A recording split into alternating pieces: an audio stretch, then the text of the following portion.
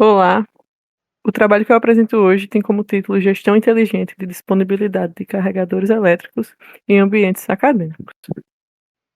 Então, a mobilidade elétrica cresce de forma acelerada em todo o mundo, mas a infraestrutura de recarga ainda não acompanha esse ritmo, sobretudo aqui no Brasil, onde existem um pouco mais de 3.500 pontos públicos concentrados em poucas regiões. Esse cenário gera problemas de ociosidade e indisponibilidade, representando desperdício de investimentos e diminuindo a atratividade dos veículos elétricos. Alguns estudos apontam que sistemas de monitoramento em tempo real podem reduzir significantemente o tempo de espera e aumentar a eficiência da infraestrutura instalada. Nesse contexto, o ambiente universitário surge como espaço estratégico de validação por concentrar grande fluxo de pessoas e veículos, além de ser um local de experimentação tecnológica. Na UFPB, o carregador do KLM foi escolhido como estudo de caso, justamente por ser um recurso crítico e ainda não possui gestão digital. Ahn, o objetivo do trabalho foi desenvolver e validar uma arquitetura de monitoramento inteligente e de baixo custo para esse carregador, baseada em uma captura automática de imagens, classificação de estados e disponibilização dos resultados, oferecendo uma solução prática e escalável para ambientes acadêmicos. Vinícius vai dar mais detalhes a respeito. Bom, pessoal, vou falar aqui do objetivo agora, do nosso trabalho. Aqui do lado a gente tem um fluxograma, avalia a nossa metodologia que foi aplicada. O nosso problema, como citado anteriormente, foi o monitoramento do carregador elétrico, do KLM. E, em específico, o carregador que a gente está usando é o BID Centrium.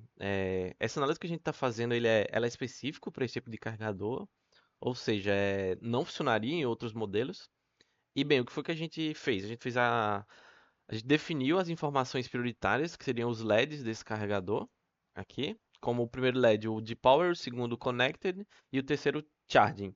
E a partir disso a gente definiu três casos, que seriam o primeiro caso é de disponível, em que o primeiro LED está ligado e os outros dois desligados. O segundo caso de ocioso, em que o primeiro e o segundo LED estão ligados e o terceiro desligado. Ou seja, o carro está conectado, porém não está carregando. E o terceiro caso em que os três LEDs estão ligados, ou seja, o carro é o funcionamento normal, o carro está conectado e está carregando. A partir desses casos, a gente precisava coletar as imagens e a partir disso a gente decidiu utilizar a ESP32Cam. Inicialmente a gente fez a coleta de imagens e tentou fazer um processamento clássico a partir da matriz de bits da imagem, utilizando um método de auto threshold para alto contraste. Porém, não conseguimos um nível satisfatório, já que a gente pode ver que as imagens são imagens tiradas com pouco tempo de diferença, e mesmo assim é muita diferença entre uma imagem e outra, não tem uma semelhança direta de uma imagem para outra que a gente conseguisse avaliar. Então, por isso, a gente passou para o método análise utilizando inteligência artificial. Então, a gente montou o banco de dados com várias fotos de cada caso. E a partir desse banco de dados, a gente montou no Edge Impulse e criou modelos para S32Cam. Modelo híbrido, em que a gente tirou fotos com smartphone também, objetivando melhorar o nosso banco de dados, já que seriam imagens com qualidade melhor, e um modelo de smartphone também. Aqui nós temos o caso de coleta da ESP no Powerbank e um caso de coleta do smartphone. Bem, no site do Edge Impulse a gente enviou nosso dataset. Esse aqui é o do primeiro caso, somente da ESP. A gente criou qual seria o método de avaliação, que seria por classificação das imagens. E a gente tem três casos de output, que seria o caso 1, caso 2 caso 3, que eu citei anteriormente. E a resolução utilizada é a mesma da S32Cam, que também foi utilizada para as fotos dos smartphones. Aqui na parte do treinamento do modelo, a gente tem o número de ciclos, a gente pode definir, e se vai utilizar CPU, GPU e o tanto de processamento que vai estar utilizando. Então isso é importante a gente definir. E também o site informa para a gente um teste que retornou 94,12%, que é um valor ok e aplicável. E a gente pode ver que só teve dois casos incorretos do split de treinamento, que seria 20% dos nossos 180, que nesse caso aqui, o modelo conferiu como caso 2, porém era caso 1. Por isso que deu como incorreto.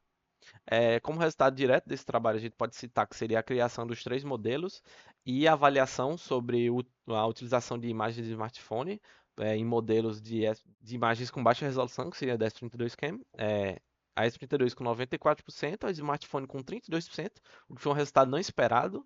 E o híbrido 32% também, ou seja, as imagens do smartphone desceram a acurácia do nosso sistema com as fotos da S32 Cam. Então, o único sistema desses que a gente criou aplicável seria o da S32, enquanto o clássico não seria viável, smartphone híbrido também não.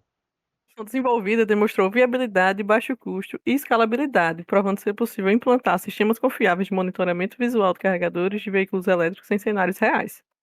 Validado no bloco do KLM da UFB, o projeto reforça o papel das universidades como laboratórios vivos de inovação, ao mesmo tempo em que abre caminho para futuras expansões, como uma maior base de dados, disponibilidade de dados na web e otimização energética. É isso. Obrigada.